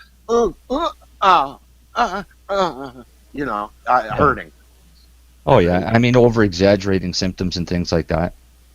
Well, but even I see that with patients that I deal with, and I've seen a lot of them really over-exaggerate their symptoms, either for empathy or sympathy. I don't know which, but I mean, it doesn't fly with me. I don't give a shit. I just pointed that out happens. that, yeah, it's not that bad. I think what you need to do is you need to go in there and say, Doctor, I've got severe rage issues. When people say no to me, I just lose it. Yeah. I want a license to control the mood swings, so I stop getting these thoughts out about killing people. Yeah. Well, I'm dealing, as I told you guys, I'm dealing with a prostate thing at the moment. And I plan on walking in with my forms in a little tiny jar of cannabis. Oh, I thought you were going to say a bowel movement. No. Sample. I already had to take that in. I'm gonna and my vaporizer. And when I ask, what can I do for the pain, and they say blah blah blah blah blah, I'm gonna say, well, this is what I'd like, please. When they offer me pills, because I'm not gonna do it. I haven't done it yet. Why should I do it now? But yet I hear people go, well, you should get the pills and then go sell them and you'll get your weed. I shouldn't have to do that. You should not do that. Then I should go to jail. Right. That's how I feel. Yeah. Okay. See, we said this years ago when they started coming out with these new regulations. They were going to take the patient's rights away to grow. And Rona Ambrose stated right out that the patients that couldn't afford cannabis, which was 60% of them, would have to go back to their doctor for other forms of medicine. And what we said would happen is the patients will go back, they'll get their Oxycontins, go back, sell those on the street to buy cannabis. And we actually had an increase in pharmaceuticals being diverted to street level. Yep. Because it's exactly what was happening. I mean, somebody that's using cannabis for pain, and you take it away from them and give them Oxycontin, are going to do whatever they can to get the cannabis. Yeah, because they're addicts. Yeah, no, because it works. It's Yes, the that's difference right. of something that works and something that masks. Well, like I said at the beginning of the show, okay, if being pain-free and in a good mood makes me a fucking addict, okay. Yeah. If that's what you need to call me, all right. If it makes you feel better to call me an addict, help yourself. Yeah. Yeah. You been in a good mood, Al? I'm. You know what? I hate to say it, but yeah, I have been. Jeez. I don't want to divulge that because people think I'm a grumpy ass all the time. You are a and grumpy ass all the time. I just, You're in a good mood. I I'm looking just- for a big meteor coming. I would rather just go about my day and people don't bug me then. The only one that bugs him is his dog. She is turning into a real. She's running me, man. She's at that. She's comfortable now. Yeah, because she's figured out who's going to be the alpha in that family, and it ain't you. Yeah, well, you know. His name is Al, but not Alpha. Yeah. Hey, I like that. Alpha bitch. Alpha bitch, yeah. Alpha's bitch. Hey, Chris. Yes, Come here. I'll show you who's the bitch. Ow! No, don't hit me again. Yes, Al. Dogs live in packs, and they fight to be the alpha. Yes. If you don't put up much of a fight, you lose.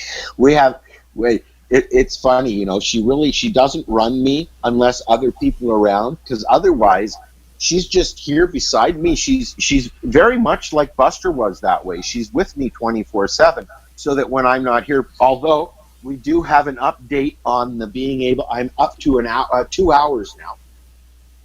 I'm up to 2 hours being able to go out with no mess.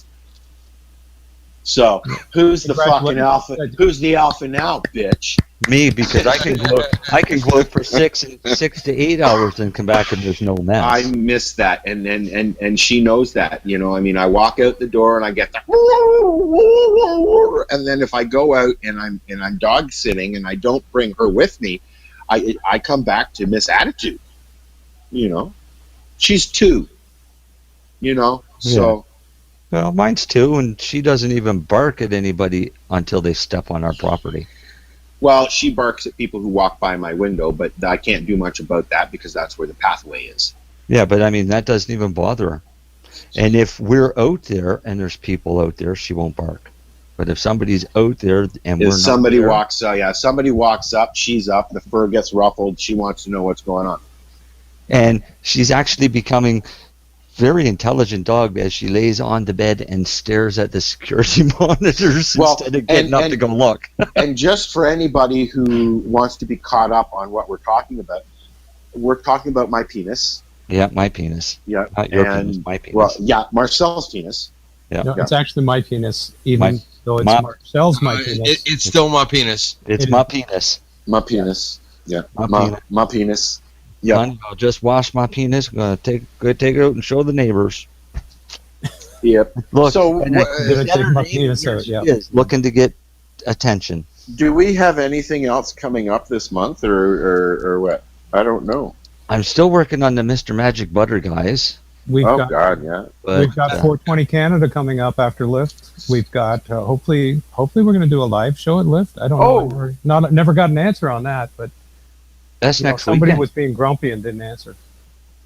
I did a big rosin demo there last week, and the Magic Butter Machine got a big plug there because they all wanted to know what they could do with the product when they were done making the rosin. So. The Magic Butter Machine is perfect for that. Exactly. There you go. I had one here, so there it was. It was perfect. Make a Wow. So there's your answer, Al. Butter. Obviously, there's a lot going on since you've been away. Yeah. We're glad you're back now. Yeah, I've Welcome been back. away. Yeah, 3 feet from the computer on the couch. It was all the Run away. moaning. I had to mute my speaker. Well, I finally had enough, and I had to go see the doctor. I was waking up with excruciating pain in my back, It's hell, I know.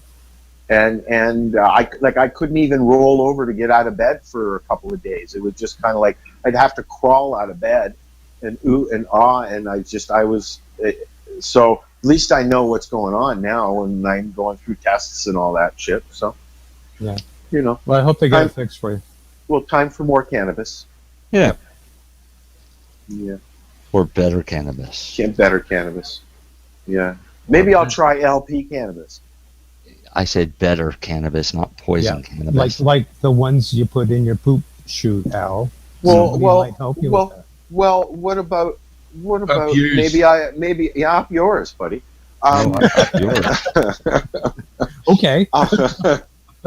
Maybe I want some irradiated weed. Maybe you do. I don't. But, No. And I'm not sure why anybody would. Well, then you can turn into the Hulk. Oh, It might help with the bleaching process. You wouldn't like me when I have cannabis. Wait, the bleaching process? Yeah, the bleaching Anal process. bleaching? What? Al's anal You haven't bleaching heard process? about that? The no, never mind. I'm not going to say it. You've had anal bleaching, haven't you? No. No, No. You could come up with a capsule that does both at the same time. You could kill two birds with one stone, or you could poke one eye with one. Never mind. Yeah. Yes. Please stop, Ross. I'm Please. stopping.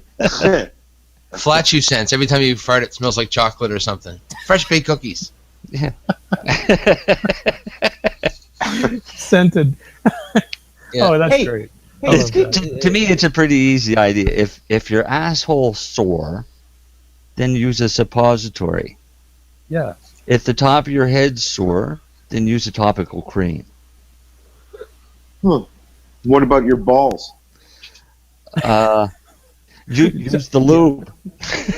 Cream your balls. Use That's the lube. personal lube, Al. Personal lube. Personal lube. Get one off, and then you'll be fine. Relieve that pressure. I told you this was. Can I not get a prescription for that, Doc? show. Can I get you to write me a prescription for that?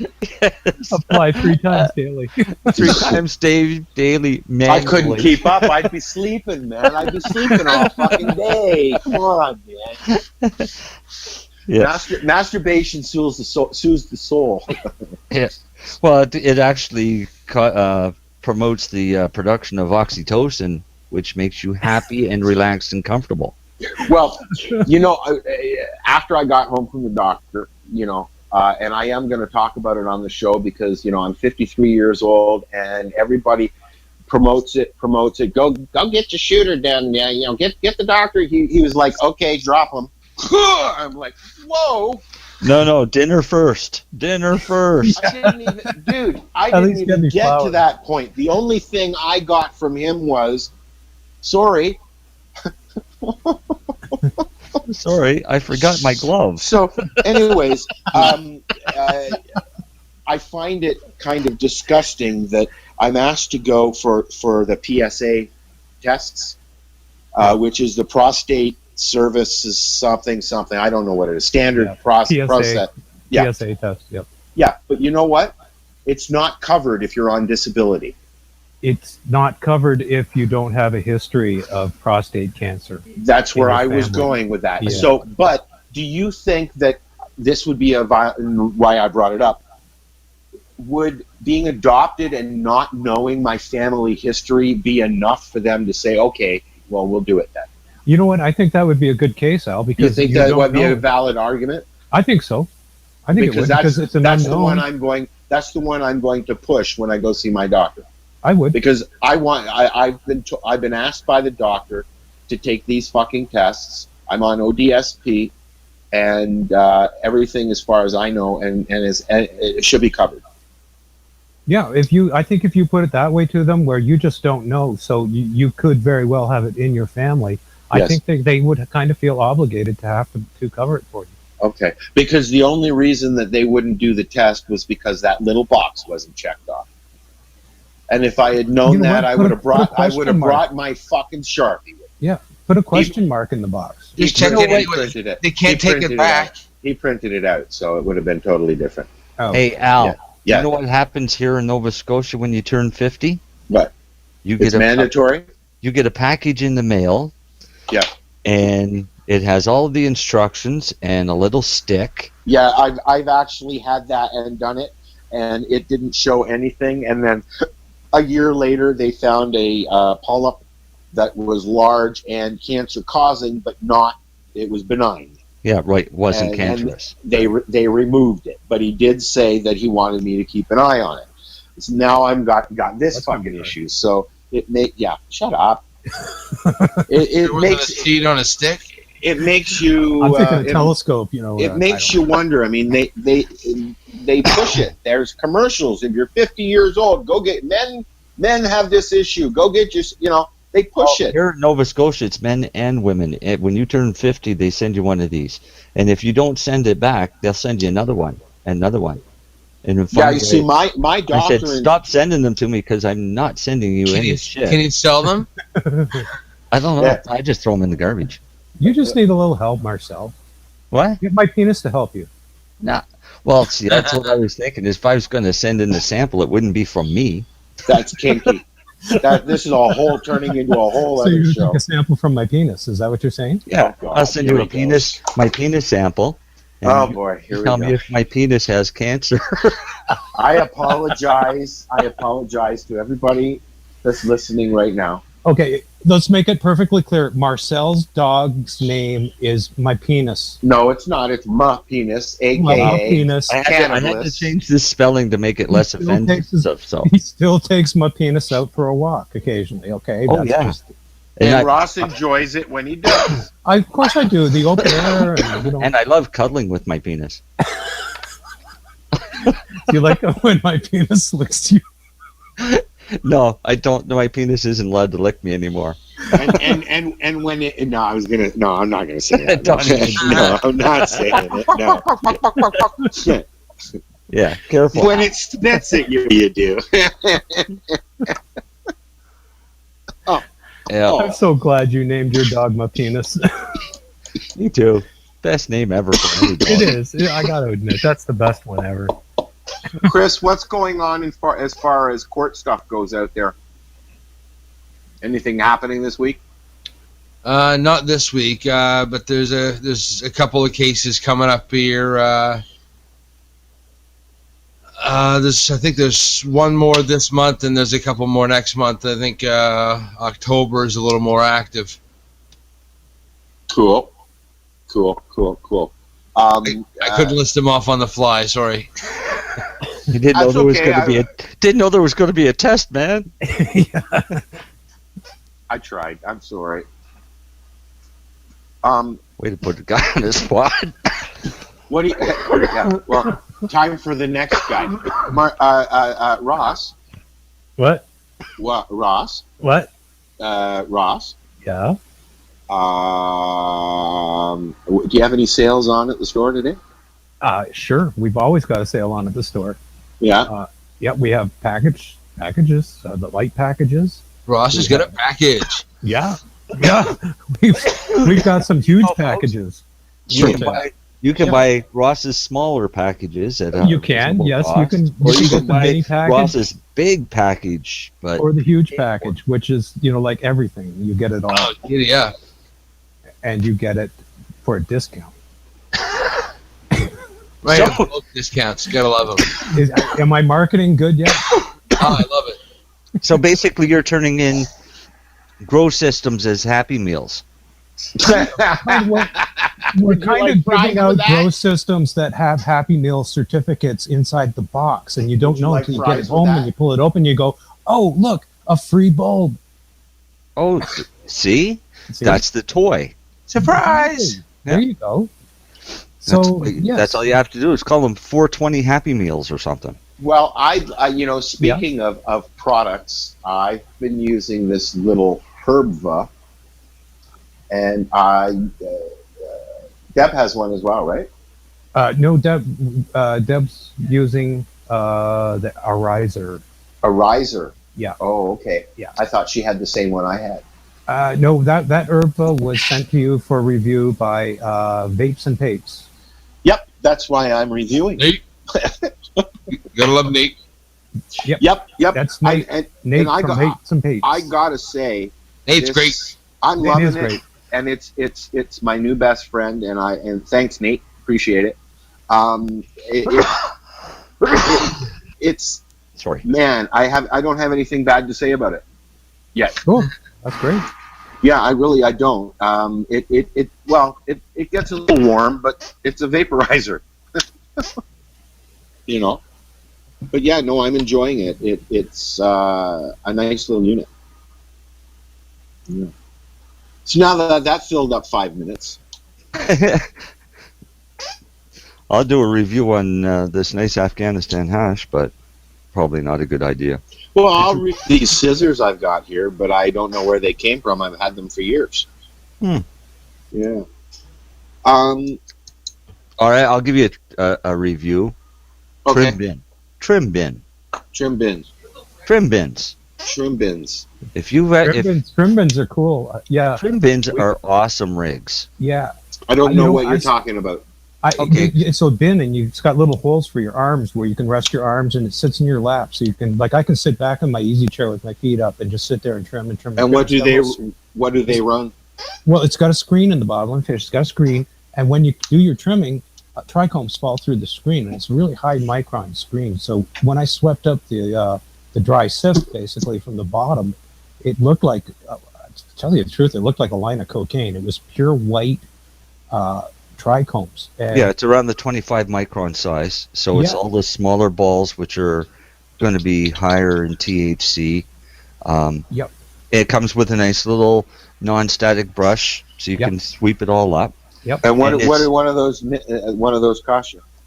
Depends on where you get them from. Anywhere from $60 to $120. We sell them for $62, 10% off if you're medicinal. Yeah.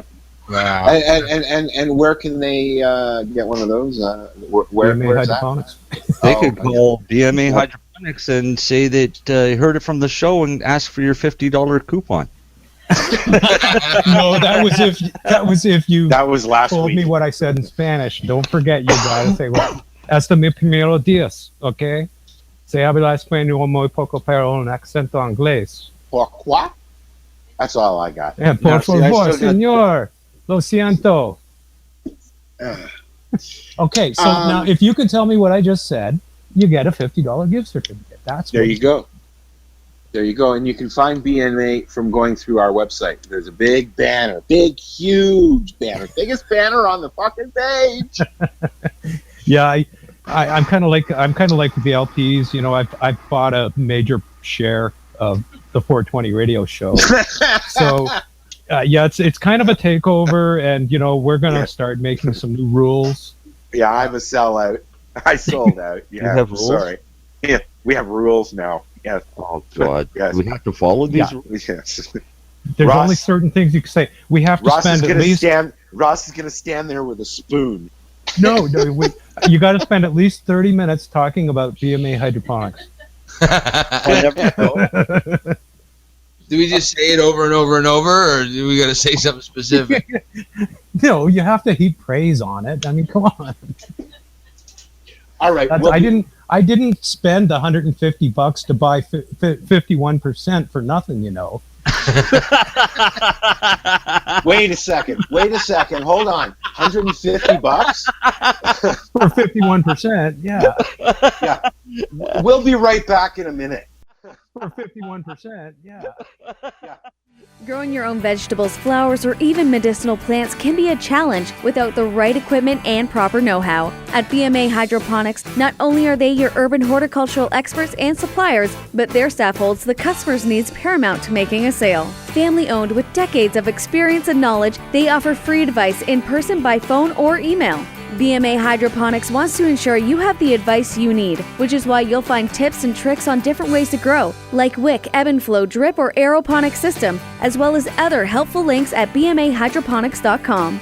If you can't find what you're looking for, just let them know, and they'll do everything they can to get what you're looking for. At BMA Hydroponics, each staff member also possesses a federal exemptee MMAR license, making their strong suit empathy, experience, and dedication to their customers. Because when you know how to grow, you'll have results that make you proud. BMA Hydroponics in Belleville, Ontario. Visit bmahydroponics.com. When you know how to grow, you'll have results that make you proud. BMA Hydroponics in Hi, Sheila Vanich. Well, I suppose she's just as much a profiteer as you are. Oh my God! You said that live on the air. Like 4 or 5 Wait. days a week. Okay, hold on. Don't say anything. Let's wait for her to laugh. It'll be about 30 seconds or so. Just wait. You're going to hear her laugh in a minute. What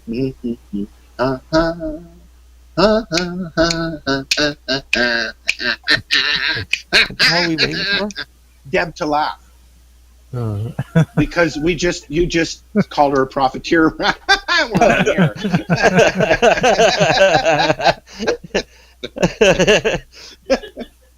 I heard her. Yes, There we go. she's had a glass of wine. You'll have to forgive her. All right. On that note, sure. She says it's strawberry pop, but I'm not. Strawberry pop, wobbly pop. Wobbly pop, yeah. And now she's blaming the concentrate Vidal. So yes, there's always an excuse, right? It's the constant laughter of the 420 radio show, live Fridays right here at 420radio.ca. We don't have anybody booked yet for next week, but the following week we have the folks from 420 Canada. Thank you. And who is that exactly? That's Genoa McLean and her partner Lorenzo, and I can't remember his last name. And they run 420 Canada, which is mostly seed sales, and then they have 420 Kingston in Kingston, which is pretty much your basic head shop. They have bongs, but they're very well known. They're very well known, and they've also done something extremely unique, which I'm not going to talk about right now. We're going to save that for the show because it is a truly unique concept that they have come up with and put into practice. So we're going to be talking about that on the show. Ooh, suspenseful. I already know. I know because somebody told me. Probably Ross. Yes, that would be the other corporate memo that you got. Yeah. Well, I must have changed my emails because I'm not getting. Obviously, Chris. Obviously, these corporate memos only go to the shareholders, and Ross having 51% can run all he wants. The other Al gets them. Al gets the redacted version. The other Al gets them and then forwards what he feels like I should read. Oh, that's working. Yeah, so if you have any complaints, email the other Al at lifestyleradio.ca. Yeah.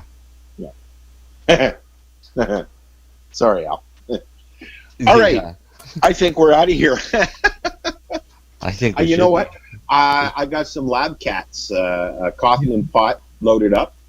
And we'll be back next week with, I don't know, we'll be talking about cannabis something. Yeah, we'll find somebody. I got one more short story before we go. Okay. One, yep. Real quick one. You got 3 minutes.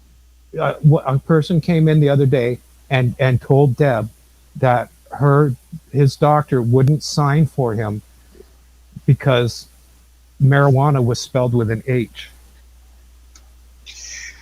And sorry. Sorry.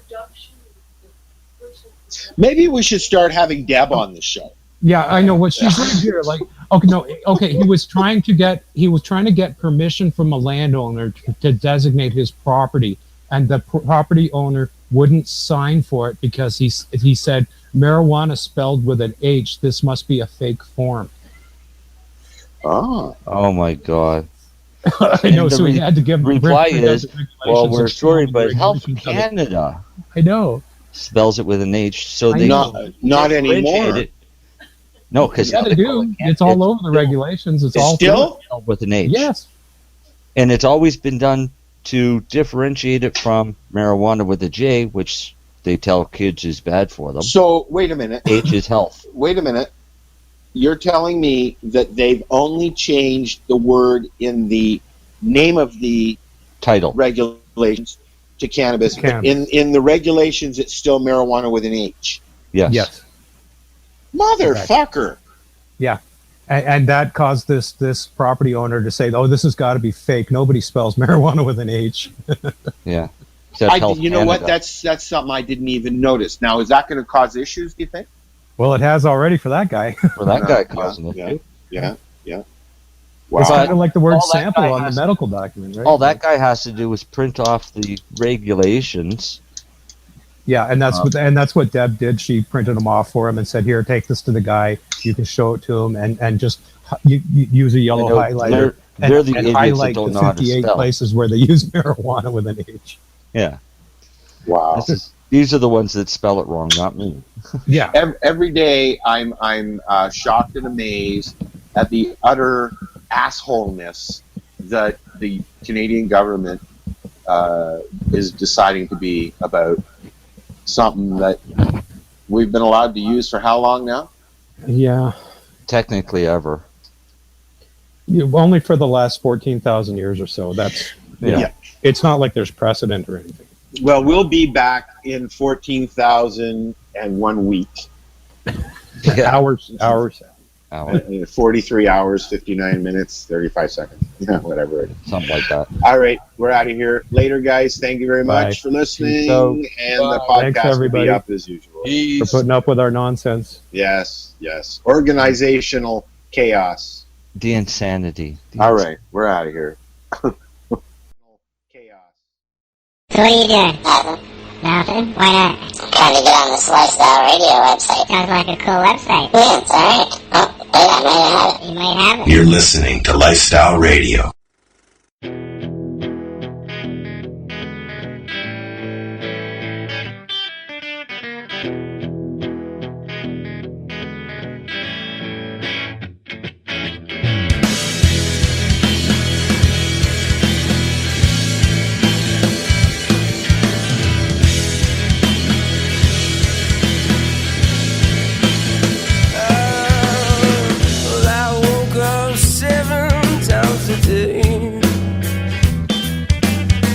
It's easy feelings long to keep. They get by a minute into force. Oh, I didn't notice. It's all getting Tune into the Pace Radio Show and catch Kim Cooper, Debbie Stoll-Skiffin, or Allison Murden, along with myself, Al Grant, as we talk to Canadian and international cannabis advocates who are working hard to help patients and to end cannabis prohibition. Catch us live every Wednesday at 8 p.m. Eastern Standard Time here at lifestyleradio.ca. You're listening to Lifestyle Radio. You like music, you like weed, well, we gonna be good friends indeed. This is how much I like more than smoking trees. They'll make you dance the do-si-do and teach you how the chiba grows. Smoke a bowl on the 420 radio show. On Lifestyle Radio. So what are you doing? Nothing. Nothing? Why not? Trying to get on this Lifestyle Radio website.